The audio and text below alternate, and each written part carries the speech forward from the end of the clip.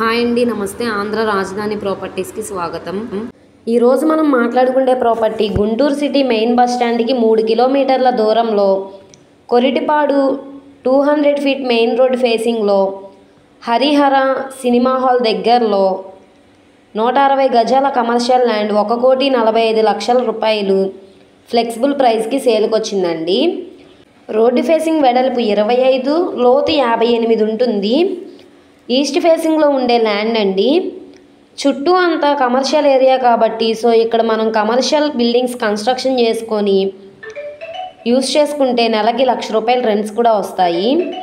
ఈ ప్రాపర్టీ అనేది ring road connection చేసే కొరిటిపాడు మెయిన్ రోడ్ ఫేసింగ్లో ఉండే ల్యాండ్ అండి.